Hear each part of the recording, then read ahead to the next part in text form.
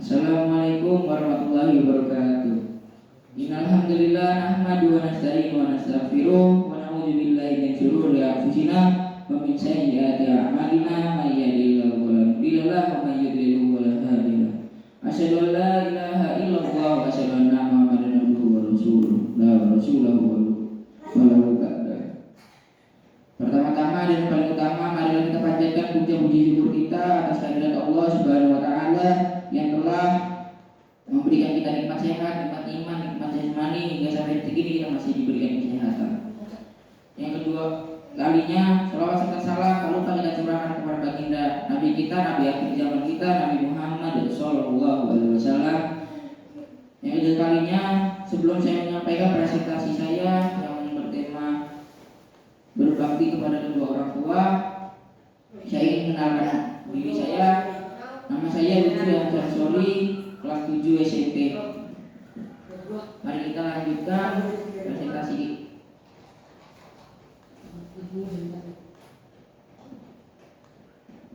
Pengertian birrul walidain. Bir yang berarti kebaikan berdasarkan sabda Rasulullah SAW. Al-bir adalah baiknya akhlak. Hadis riwayat Muslim. Al-bir adalah menaati kedua orang tua dalam semua apa yang mereka perintahkan selama tidak bermaksiat kepada Allah Subhanahu wa taala. Birrul walidain, kebaikan-kebaikan yang dipersembahkan oleh seorang anak kepada kedua orang tuanya. Hukum birrul walidain, hukumnya adalah wajib kecuali dalam hal yang haram, dasarnya adalah Al-Qur'an dan Sunnah. Jadi di saat orang tua kita menyuruh kepada kebaikan dan kepada jalan yang benar, kita harus menaatinya. Tetapi jika orang tua kita mengajak kepada keburukan, kita tidak boleh membentaknya, tapi kita harus menolaknya dengan pelan.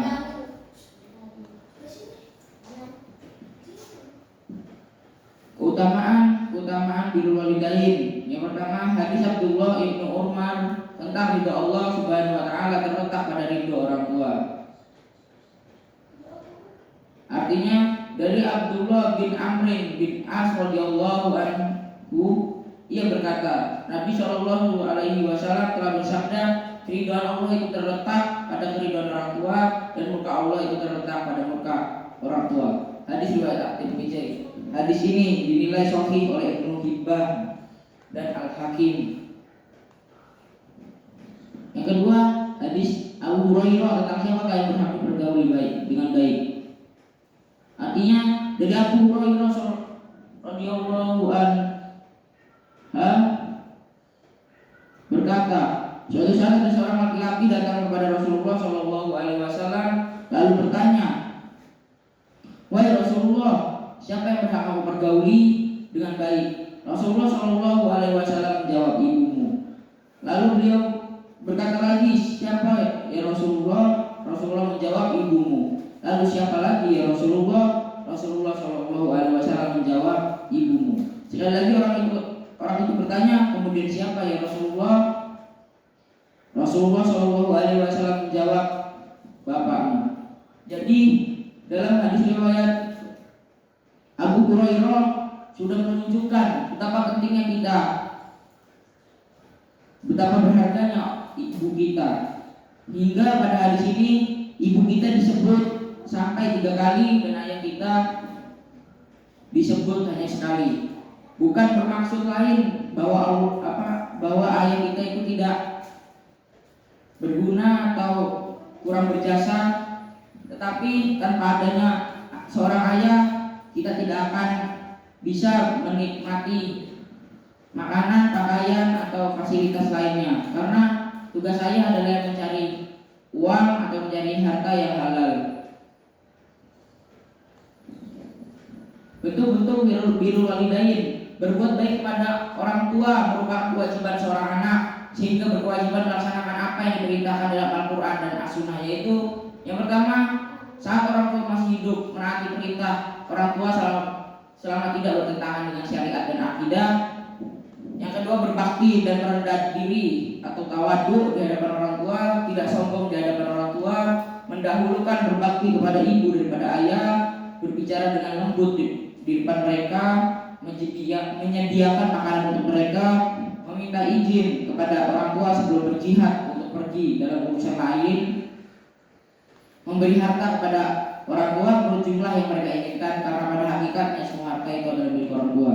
Oleh karena itu berikanlah harta itu kepada kedua orang tua, baik ketika mereka minta ataupun tidak. Membuat keduanya ridho dengan berbuat baik kepada orang-orang yang dicintai mereka, tidak mencela orang tua atau tidak menyebabkan mereka dicela orang lain, senantiasa berbuat baik terhadap kedua orang tua, bersikap hormat, sopan dan santun, baik dalam tingkah laku maupun bertutur kata, memuliakan keduanya terlebih di usia senja. Ketika orang tua kita telah meninggal dunia, maka tidak ada yang diharapkan dari yang hidup kecuali apa-apa yang bisa memberikan manfaat kepada akhiratnya, berupa pahala yang dapat menyelamatkan dari siksa. Jika orang tua kita sudah meninggal dunia, hanya ada 3 amalan yang tidak terputus. Yang pertama adalah doa anak soleh, amal jariah, dan ilmu yang bermanfaat.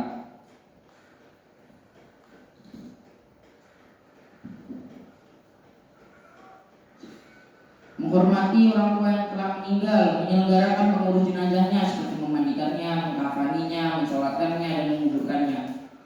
Jadi jika orang tua kita meninggal, berusahalah sebisa mungkin untuk kita yang mengurus jenazahnya, karena itu adalah perpisahan terakhir bagi anaknya kepada orang tuanya, dan orang tuanya pun sangat senang jika anaknya sendiri yang mengurus jenazahnya. Yang kedua, berdoa untuk keduanya. Yang ketiga, memohonkan ampun kepada keduanya. Yang ketiga, memenuhi segala janjinya semasa hidup yang belum terlaksana seperti wasiat, hutang piutang. Rasulullah SAW bersabda, "Man mata wa 'alaiha shayamun shoma anhu wayyuhu." Barang siapa yang meninggal dan masih menanggung hutang puasa, maka walinya yang menunaikannya. Hadis Bukhari wa Muslim. Untuk bentuk durhaka terhadap orang tua. Yang pertama, menimbulkan gangguan terhadap orang tua, baik berupa perkataan ataupun perbuatan membuat orang tua sedih atau sakit hati. Yang kedua, berkata ah atau cis dan tidak memenuhi panggilan orang tua. Tiga, membentak dan atau menghardit orang tua. Bakhil atau kikir, tidak mengurus orang tuanya, bahkan lebih mementingkan orang lain daripada mengurus orang tuanya, padahal orang tuanya sangat membutuhkan. Seandainya memberi nafkah pun dilakukan dengan penuh perhitungan. Yang kelima, bermuka masam dan cemberut di hadapan orang tua, merendahkan orang tua, mengatakan bodoh dan lain-lain.